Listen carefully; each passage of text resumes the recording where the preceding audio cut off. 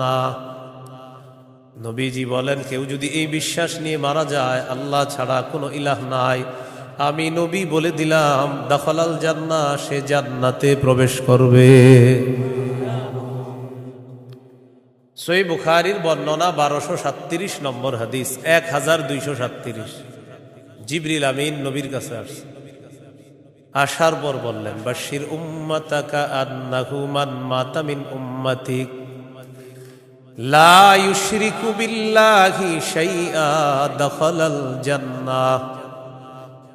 জিবরিল আমিন আসছে, আসার পর বলে, ইয়া রাসূলুল্লাহ, আপনার উম্মতের মধ্যে যারা শিরিক না করে মারা যাবে, আল্লাহ তাআলা আমাকে পাঠিয়েছে আপনাকে বলার জন্য, শিরিক করা ছাড়া যারা মারা যাবে আপনি ওই উম্মতকে জান্নাতে প্রবেশের সুসংবাদ জানায়া দেন। বুঝে আসছেনি সবার?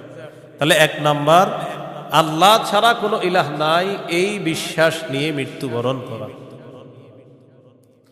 একদিন এক ফেরেশতা নবীজির কাছে আসছে।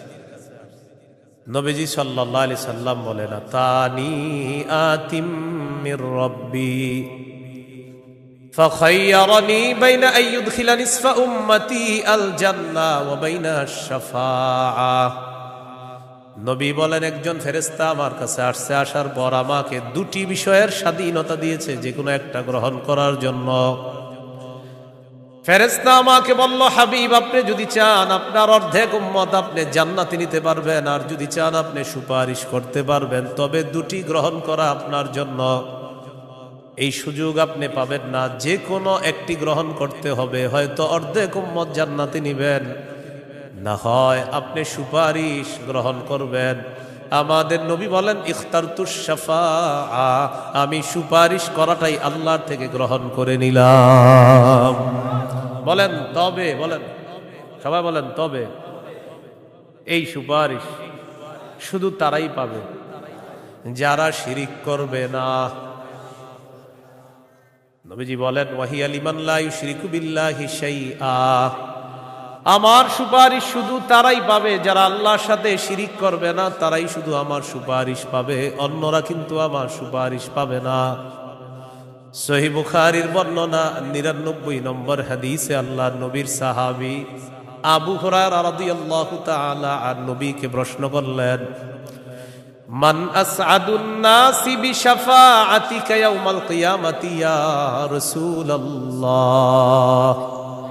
হুজুর, কিয়ামতের ময়দানে আপনার সুপারিশের মাধ্যমে কোন ব্যক্তি সবচেয়ে সৌভাগ্যবান হবে আমাকে একটু বলেন। নবীজি বললেন, আবু হুরায়রা, আমি জানতাম তোমার আগে এই প্রশ্ন আমাকে কেউ করবে না। লিমা রাআইতু মিন হিরসিকা আলাল ইলম, ইলমের প্রতি তোমার যে আগ্রহ, বিদ্যার প্রতি তোমার যে আগ্রহ, আমি জানতাম তোমার আগে এই প্রশ্ন আমাকে কেউ করবে না, তুমি যে প্রশ্নটা করছো। তো যেহেতু তুমি প্রশ্নটা করেই ফেলছো, উত্তরটা নাও।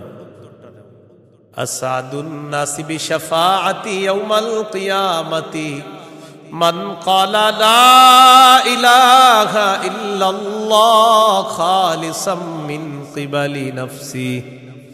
কোন ব্যক্তি যদি দিল থেকে বলে লা ইলাহা ইল্লাল্লাহ, আর এই বিশ্বাস নিয়ে যদি মারা যায়, কিয়ামতের ময়দানে আমার সুপারিশের মাধ্যমে এই ব্যক্তি সবচাইতে সৌভাগ্যবান বান্দা হয়ে যাবে।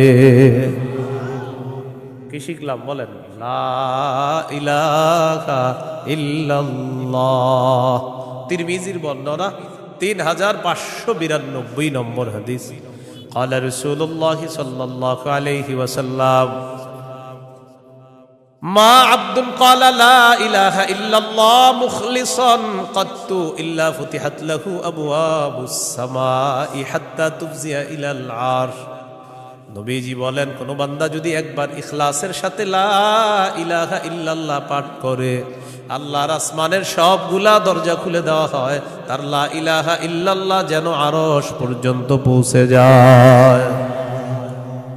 তাওহীদের কয় শর্ত ভুলে গেছে? কয় শর্ত? 1 নম্বর, আল্লাহ ছাড়া ইলাহ নাই, এই বিশ্বাস নিয়ে মরতে হবে। 2 নম্বর, আল্লাহ ছাড়া কোনো ইলাহ নাই, এই কথায় সামান্য সন্দেহ করা যাবে না। সূরা হুজুরাতের 15 নম্বর আয়াতে আল্লাহ বলেন, ইন্নামাল মুমিনুনা আল্লাযীনা আমানু বিল্লাহি ওয়া রাসূলিহি সুম্মা লাম ইয়ারতাবু وجاهدوا بأموالهم وأنفسهم في سبيل الله أولئك هم الصادقون আল্লাহ তাআলা বলেন প্রকৃত ঈমানদার হলো তারা যারা আল্লাহকে বিশ্বাস করে রাসূলকে বিশ্বাস করে সামান্য সন্দেহ করে না ওয়াজাহাদু বিআমওয়ালিহিম ওয়া আনফুসিহিম ফি সাবিলিল্লাহ যারা নিজেদের জান মাল নিয়ে আল্লাহর রাস্তায় লড়াই করে আল্লাহ বলেন উলাইকা হুমুস সাদিকুন আমি আল্লাহ তাদেরকে কোরআনে খাঁটি সত্যবাদী বলে ঘোষণা করলাম এরা খাঁটি সত্যবাদী আল্লাহকে বিশ্বাস করে রাসূলকে বিশ্বাস করে একটু সন্দেহ করে না 3 নম্বর শর্ত লা ইলাহা ইল্লাল্লাহ আমি মুখে উচ্চারণ করলাম আল্লাহ ছাড়া কোনো ইলাহ নাই অন্তরেও বিশ্বাস করা মুখে বললাম আল্লাহ ছাড়া কোনো ইলাহ নাই অন্তরে যদি ঝামেলা থাকে এটা হবে মুনাফিক মার্কা শয়তান নেফাকি হবে এটা কি হবে বলেন তো সবাই বলেন কি হবে নেফাকি হবে মুখে বলতে হবে অন্তরেও স্বীকার করতে হবে সূরাতুল ফাতহির 11 নম্বর আয়াতে আল্লাহ বলেন ইয়াকুলুনা বিআলসিনাতিহিম মা লাইসা ফি কুলুবিহিম তারা তাদের মুখ দিয়ে এমন কথা বলে যা তাদের অন্তরের কথা না তাহলে বলেন তো তাওহীদের 3 নাম্বার শর্ত মুখে বললাম একটা আর অন্তরে আরেকটা শর্ত পূরণ হবে মুখে যা বলবো অন্তরেও তা যদি হয় এটা 3 নাম্বার শর্ত পূরণ হবে অন্তরে যদি ঈমান সরিষার দানা পরিমাণও হয় একদিন জান্নাতে যাবে সহিহ বুখারীর 44 নম্বর হাদিস قال رسول الله صلى الله عليه وسلم يخرج من النار من قال لا اله الا الله وفي قلبه وزن شعيرة من خير وفي قلبه وزن برة من خير وفي قلبه وزن ذرة من خير নবীজি বলেন কার অন্তরের মধ্যে যদি গম পরিমাণ জব পরিমাণ সরিষার দানা পরিমাণ ঈমান থাকে গম পরিমাণ জব পরিমাণ সরিষার দানা পরিমাণ ঈমান এই মানুষটা যদি বিভিন্ন অপরাধের কারণে জাহান্নামের সাজা ভোগ করতেও হয় জাহান্নামের সাজা ভোগ করার পর আমি নবী বলে দিলাম একদিন জাহান্নাম থেকে বের হয়ে ওই সরিষা পরিমাণ ঈমানের কারণে আল্লাহর জান্নাতে প্রবেশ করবে খাঁটি ঈমান বিশুদ্ধ ঈমান এটার মধ্যে কোনো ঝামেলা করা যাবে না আল্লাহ কথাগুলা বুঝার তৌফিক দান করেন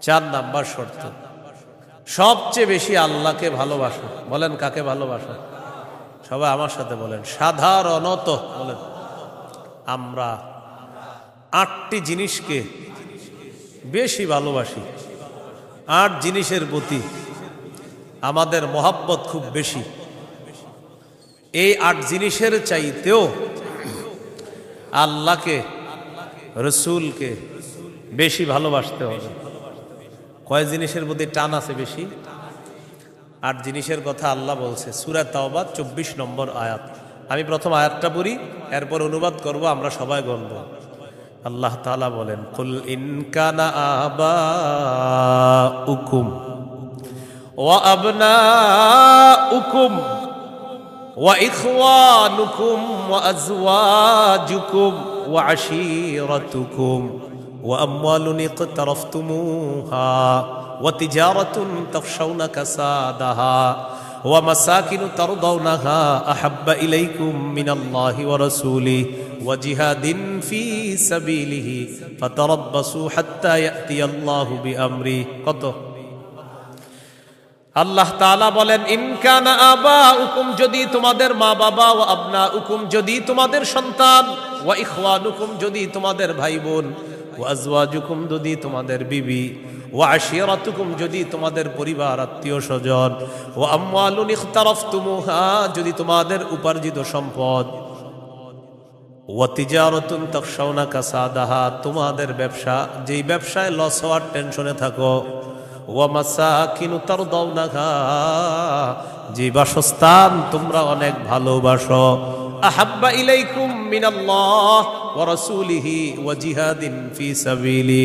আল্লাহ তাআলা বলেন এই 8টা জিনিস যদি আল্লাহ এবং তার রাসূল আর চাইতে তোমাদের কাছে বেশি প্রিয় হয়, ফাতারাব্বাসু, অপেক্ষা করো, হাত্তা ইয়াতি আল্লাহু বিআমরি, আল্লাহ তাআলা গজব নিয়ে আসার অপেক্ষা করো। বলি নাউযুবিল্লাহ। কি শিখলাম? এই 8 জিনিসের প্রতি আমাদের মহব্বত আছে বেশি। আল্লাহ বলেন এইগুলা যদি আল্লাহর চেয়ে বেশি মহব্বতের হয়, নবীর চেয়ে বেশি মহব্বতের হয়, তাহলে গজবের অপেক্ষা থাকো। তাহলে কি শিখলাম? এই 8 জিনিসের চাইতে আল্লাহকে বেশি ভালোবাসা, রসুলকে বেশি ভালোবাসতে হবে। আল্লাহ তৌফিক দান করেন। এখানে কয় জিনিসের ভালোবাসার কথা হলো? 8 জিনিসের ভালোবাসার কথা। এবার আমার সাথে বলেন, সাধারণত মৌলিকভাবে 2টা জিনিস আমাদেরকে আল্লাহর থেকে দূরে রাখে। 1 সম্পদ, 2 সন্তান। এই 2টা মৌলিকভাবে আমাদেরকে খালি আল্লাহর থেকে গাফেল করে দেয়। সূরা মুনাফিকুনের 9 নম্বর আয়াতে আল্লাহ বলেন, ইয়া আইয়ুহাল্লাযীনা আমানু লা তুলহিকুম আমওয়ালুকুম ওয়ালা আওলাদুকুম আন যিকরিল্লাহ। আল্লাহ তাআলা বলেন, হে ঈমানদারগণ, লা তুলহিকুম আমওয়ালুকুম ওয়ালা আওলাদুকুম, তোমাদের সম্পদ, তোমাদের সন্তান তোমাদেরকে যেন গাফেল করে না দেয়, আন যিকরিল্লাহ, আল্লাহর স্মরণ থেকে যেন গাফেল করে না দেয়। দোকানের শাটারটা লাগাইতেছেন, অর্ধেক শাটার আপনি নিছেন, মুয়াজ্জিন মসজিদের মধ্যে বলে কদ কামাতিস সালাহ, কদ কামাতিস সালাহ, নামাজ দাঁড়ায় গেছে, নামাজ দাঁড়িয়ে গেছে। এই টাইমে কাস্টমার এসে কয় 10,000 টাকার সদায় লাগবে।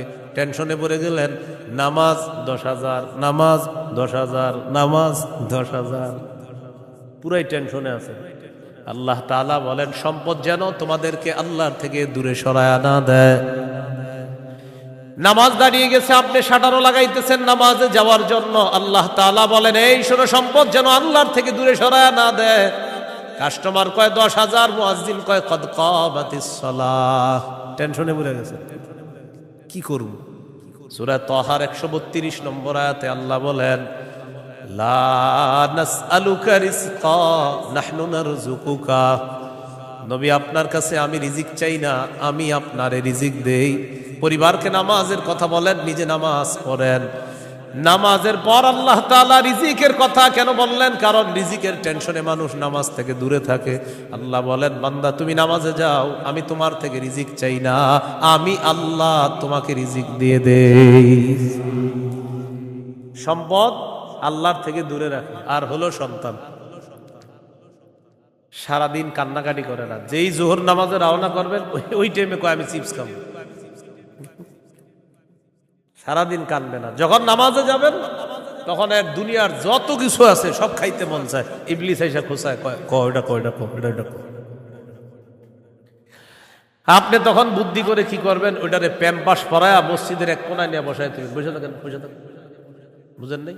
আর ইবলিস রে বলবেন, ইবলিস তুমি যেই ঝামেলাটা আমার সাথে ডেলি নামাজের সময় করো, এই ঝামেলা করে কাজ হবে না। কারণ নামাজের সময় তুই যতবার আমার সন্তানরে খোঁচাবি, ওরে ততবার কাঁধে করে মসজিদে নিয়ে যাবো। প্যাম্পাস পরায় ওটারও নিয়ে যাবেন মসজিদে, নিয়ে পাশে বসায় রাখবেন। ইবলিস বুঝা ফেলবে, না এই রে খোঁচায় লাভ না, এরে খোঁচাইলে এই সন্তানও নামাজি বানায় ফেলবে। সুবহানাল্লাহ। সম্পদ, সন্তান আল্লাহর থেকে আমাদেরকে দূরে রাখে। প্রিয় ভাইয়েরা, এই 2 জিনিস যেন আমাদের মধ্যে এত মহব্বত গালেব না হয় যে এই 2 জিনিস এত পরিমাণ মহব্বত করতে গেলাম, আল্লাহকে ভুলে গেলাম, রসুলকে ভুলে গেলাম, আখেরাত ভুলে গেলাম। এমনটা ভালোবাসি, সন্তান ভালোবাসি, মা ভালোবাসি, বাবা ভালোবাসি, ঠিক, কিন্তু এর চেয়ে বেশি ভালোবাসি আল্লাহ। এই হলো আল্লাহকে সবচেয়ে, তাওহীদের কয় শর্ত? 4 নাম্বার। সবচেয়ে বেশি কাকে ভালোবাসা? আল্লাহকে, রসুলকে সবচেয়ে বেশি ভালোবাসা, আল্লাহকে, এরপর রসুলকে সবচেয়ে বেশি ভালোবাসা। সহিহ বুখারীর বর্ণনা 16 নম্বর হাদিস। ক্বালা রাসূলুল্লাহ সাল্লাল্লাহু আলাইহি ওয়াসাল্লাম সালাসুন মান কুন্না ফীহি ওয়াজাদা হালাওয়াতাল ঈমান। নবীজি বলেন, তিনটা বৈশিষ্ট্য যদি কারো মধ্যে থাকে, সে অন্তরের মধ্যে ঈমানের স্বাদ আস্বাদন করতে পারবে। এক নাম্বার, ইয়াকুন আল্লাহু ওয়া রাসূলুহু আহাব্বা ইলাইহি মিম্মা সিওয়াহুমা।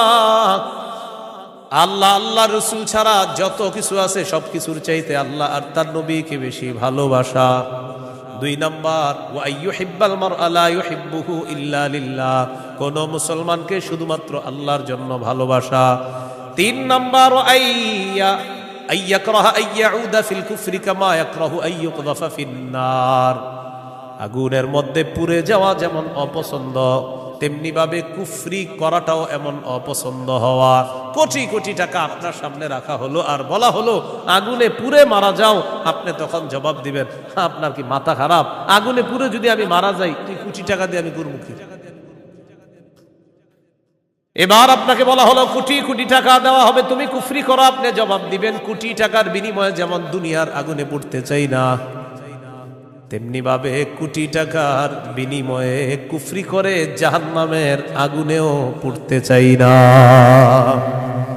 নবীজি বলেন, কারো মধ্যে যদি এমন অনুভূতি থাকে আগুনে পুড়ে যাওয়া তার অপছন্দ, তেমনি ভাবে কুফরি করাটাও তার কাছে অপছন্দের, আল্লাহ তাআলা তার অন্তরের মধ্যে ঈমানের স্বাদ তৈরি করে দিবেন, ঈমানের স্বাদ দিবেন। তো এই তিনটার মধ্যে একটা হলো আল্লাহকে বেশি ভালোবাসা। বলেন তো তাওহীদের কয় শর্ত? এক নম্বর, আল্লাহ ছাড়া কোনো ইলাহ নাই, এই বিশ্বাস নিয়ে মৃত্যুবরণ করা। দুই নম্বর, আল্লাহ ছাড়া কোনো ইলাহ নাই, এটার মধ্যে একটুও সন্দেহ করা যাবে না। তিন নম্বর, আল্লাহ ছাড়া কোনো ইলাহ নাই, এটা মুখে বলা, অন্তরে স্বীকার করা, বিশ্বাস করা। চার নম্বর, আল্লাহকে সবচেয়ে বেশি ভালোবাসা। এই চার শর্ত পূরণ করে আমরা যেন কবরে যেতে পারি, আল্লাহ তাআলা তৌফিক দান করেন। এরপরে আল্লাহ বলেন, ওয়াল্লাহু সামিউন আলিম, আল্লাহ সর্বশ্রোতা সর্বজ্ঞানী। এটা হলো সূরা বাকারার 256 নম্বর আয়াত। এখন আপনাদেরকে 56 নম্বর আয়াত থেকে জিজ্ঞাসা করতে চাই, একটা হলো তাগুতের দল আর একটা হলো আল্লাহর দল। দুনিয়াতে মৌলিকভাবে মানুষের দল দুইটা, একটা হলো হিজবুল্লাহ আল্লাহর দল, আর একটা হিজবুশ শয়তান শয়তানের দল। এই দুই দল মৌলিকভাবে মানুষের মধ্যে সূরা মুজাদালায় দুই দলের কথা আছে। তো এই দুই দলের মধ্যে আমরা কার দলে থাকবো? আল্লাহর দলে না শয়তানের দলে? আল্লাহর দলে আমরা যারা থাকবো, আল্লাহ আমাদের অভিভাবক হয়ে যাবে। এই কথাটা আল্লাহ সূরা বাকারার 257 নম্বর আয়াতে বলতেছে। মন দিয়ে শুনেন কি বল, আল্লাহু ওয়ালিয়ুল্লাযীনা আমানু, যারা ঈমানদার তাদের অভিভাবক আল্লাহ। সুবহানাল্লাহ। আপনারা মাঝে মাঝে এমনি দোয়া করতে পারেন না, আল্লাহ আপনি আমার অভিভাবক, আল্লাহ আপনি অভিভাবক। আল্লাহ সূরা বাকারা 257 নম্বর আয়াতে বলছেন, আপনি আমার অভিভাবক। আল্লাহ আমি তো সমস্যায় আছি, আমারে সমাধান করে দাও। এইভাবে বলতে হবে, আল্লাহ আপনি বলছেন আপনি আমার অভিভাবক, আল্লাহ আপনি আমার সমস্যা সমাধান করে দেন। এইভাবে আল্লাহকে বলতে হবে। আল্লাহু ওয়ালিয়ুল্লাযীনা আমানু, আল্লাহ বলেন যারা ঈমানদার তাদের অভিভাবক হলেন আল্লাহ। ইউখরিজুহুম মিনাজ যুলুমাতি ইলান নূর, আল্লাহ তাআলা অভিভাবক ঈমানদারদেরকে অন্ধকার থেকে বের করে আলোর দিকে আল্লাহ তাআলা নিয়ে যায়। ওয়াল্লাযীনা কাফারু আউলিয়াউহুমুত তাগুত, আর যারা কাফের তাদের অভিভাবক হলো শয়তান। বলেন তো ঈমানদারের অভিভাবক কে? কাফেরের অভিভাবক কে? উলাইকা আসহাবুন নারি হুম ফিহা খালিদুন। আল্লাহ বলেন যারা তাগুতের অনুসারী তারা চিরস্থায়ীভাবে জাহান্নামে থাকবে। বলি নাউজুবিল্লাহ। তাগুত বলা হয় যত সীমা লঙ্ঘনকারী আছে, জালেম, সব তাগুত। এই তাগুত এটা পুরুষ হোক আর মহিলা হোক, এই তাগুত যারা এরা জালেম অথবা জালেমা, সব তাগুত। তবে কষ্টের বিষয় আর দুঃখের বিষয়, আমরা বারবার এক তাগুত ছেড়ে আরেক তাগুতকে ধরি। এক তাগুত ছেড়ে আরেক তাগুতকে কি করি? ধরি। কেন ধরি জানেন? বৃষ্টি থেকে বাঁচার জন্য ঝর্ণা নিচে আইসা দাঁড়ায় আর কি। কোথায় দাঁড়াই? বাঁচার জন্য কি থেকে কোথায় এসে দাঁড়াই? এক তাগুতকে ছেড়ে আরেক তাগুত ধরা, মানে বৃষ্টি থেকে বাঁচার জন্য ঝর্ণার নিচে এসে দাঁড়ায়। ভাই কিছু ঘটনাকে ঝর্ণার নিচে কেন? আর বললেন না বাইরে বৃষ্টি, তো এনে কি? এই জন্য মনে রাখবেন, শত্রু এটা কখনো বন্ধু হবে না। এরে আপনি যতই মনে করেন বন্ধু, এই শত্রু সব সময় শত্রু। সূরা মাইদার 51 নম্বর আয়াতে আল্লাহ বলে দিয়েছেন। এবার আল্লাহ তাআলা কি বলে দেখেন, সূরা বাকারার 257 নম্বর আয়াত গেল, 258 নম্বর আয়াতে আল্লাহ তাআলা এবার আমাদের আকীদা বিশুদ্ধ করবে। কি বিশুদ্ধ করবে বলেন তো? দুনিয়াতে আমাদের অভিভাবক কে? বেঁচে আছি কে? বাঁচিয়ে রাখছেন। মৃত্যু দিবেন কে? মৃত্যুর পর জীবিত করবেন কে? এই আকীদাটা এখন আল্লাহ তাআলা সংশোধন করবে যে শোনো, আমি তোমাদেরকে বাঁচিয়ে রাখছি, মৃত্যুর পর আমি জিন্দা করব, কিন্তু এখানে কোনো সন্দেহ করবা না।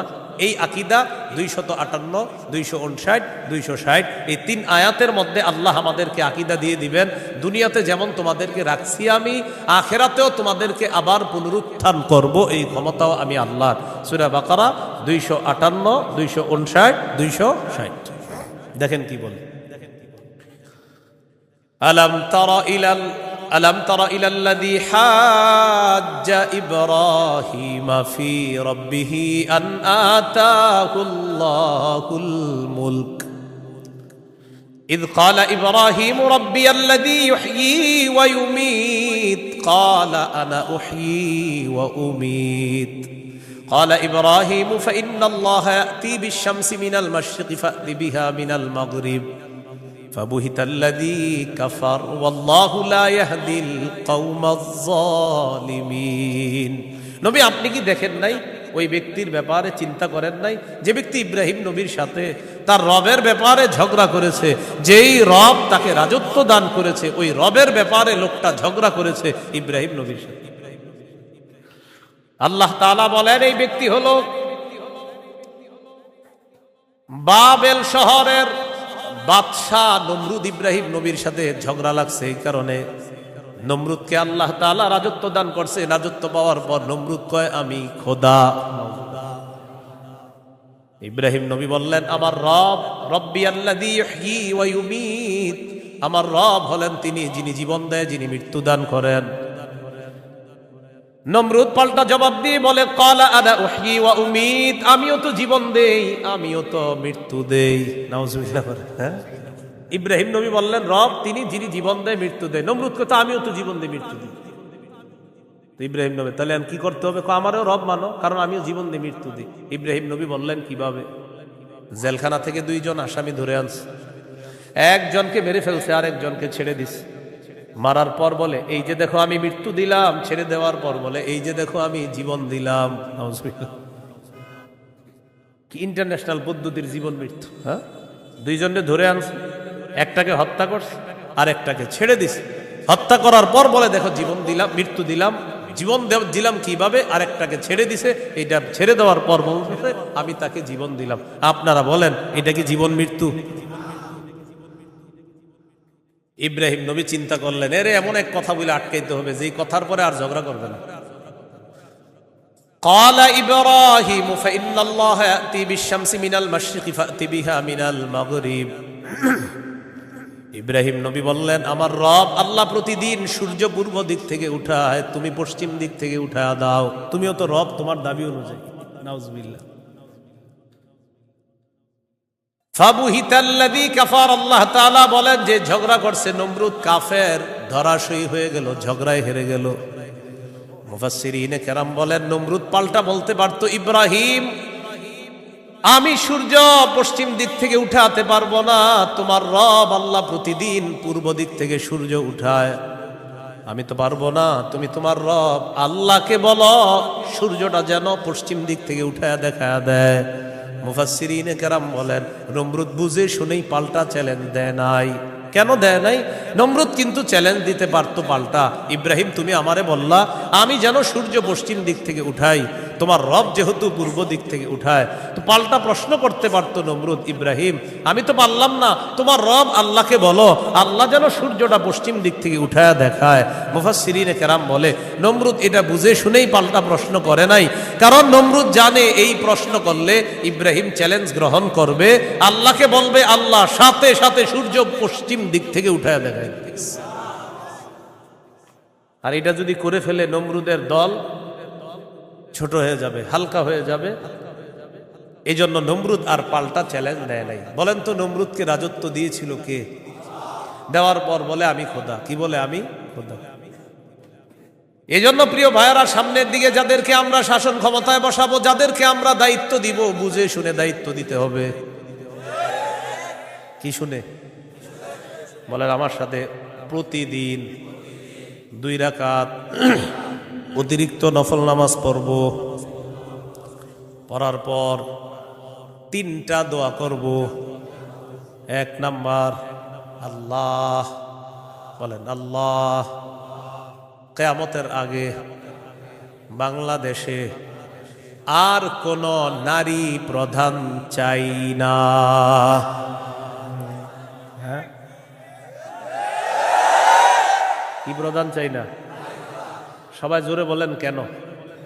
আরো জোরে বলেন, আরো জোরে, আরো জোরে। قال رسول الله صلى الله عليه وسلم لا يفلح قوم ولوا امرهم امرأتان। নবীজি বলেন ওই জাতি কিছুতেই কখনোই সফল হবে না যেই জাতি তাদের নেতৃত্বে কোনো নারীকে বসায়া দেয়। আপনি বুঝেন আর না বুঝেন, আমার নবীর কথা সঠিক। তো এই জন্য এই একটা বিষয় দোয়া করবেন। 2 নাম্বার দোয়া, বলেন আল্লাহ, মরার আগে বাংলাদেশে শরিয়া আইন দেখে যেতে চাই। কি আইন? দেয়ালে দেয়ালে লিখে দিবেন শরিয়া আইন চায় না তারা। বলেন কোন না কোন অপরাধে অপরাধী যারা, বলেন আমার সাথে, শরিয়া আইন চায় না তারা, কোন না কোন অপরাধে অপরাধী যারা।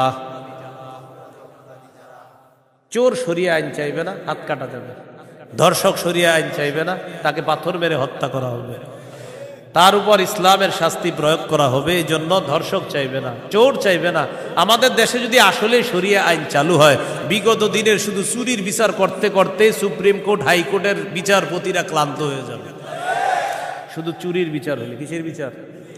এটা 2 নাম্বার দোয়া করবেন। 3 নাম্বার দোয়া, বলেন আল্লাহ, আমাদের দেশে এমন একজন শাসক দিয়ে দেন যেই শাসক মৌলিক 4টি কাজ করবে। 1 নাম্বার, নামাজ কায়েম করবে। 2 নাম্বার, যাকাত প্রতিষ্ঠিত করবে। 3 নাম্বার, সৎ কাজের আদেশ করবে। 4 নাম্বার, অসৎ কাজের নিষেধ করবে। সবাই বলেন দলিল, বলেন দলিল। সূরা হজ 41 নম্বর আয়াত। কোন সূরা? কত নম্বর আয়াত? এই আয়াতে আল্লাহ বলেন আল্লাযীনা ইম্মাক্কান্নাহুম ফিল আরদি আকামুস সালাহ ওয়া আতাউয যাকাতা ওয়া আমারু বিল মারুফি ওয়া নাহাউ আনিল মুনকার। আল্লাহ তাআলা বলেন আমি যাদেরকে দুনিয়ার শাসন ক্ষমতায় বসাই তাদের মৌলিক কাজ হবে 4টা। 1 নাম্বার, আকামুস সালাহ, তারা রাষ্ট্রীয়ভাবে নামাজ কায়েম করতে হবে। রাষ্ট্রের প্রত্যেকটা নাগরিক যেন নামাজ পড়ে, এই দায়িত্ব পালন করতে হবে। 2 নাম্বার, ওয়া আতাউয যাকাত, যাকাতের বিধান রাষ্ট্রীয়ভাবে চালু করতে হবে। আমাদের দেশে যদি রাষ্ট্রীয়ভাবে যাকাতের বিধান চালু হয়ে যায় আর সব ধনীরা যদি 1 বছর যাকাত আদায় করে, কয় বছর? ওই বছর সুদ বলবে যাকাত তুমি ভালো থেকো, আমি সুদ বিদায় নেই। কয় বছর? 1 বছর যদি যাকাত যারা দেয়, এরা যদি দেয়, সুদ বলবে যাকাত তুমি থাকো, আমি চলে যাই, কারণ আমার আর থাকার জায়গা নাই। বলেন আমার সাথে, সুদে ফকির আরো ফকির হয়, যাকাতে ফকির আরো ধনী হয়। দলিল ইবনে মাজাহ 2279 নম্বর হাদিস।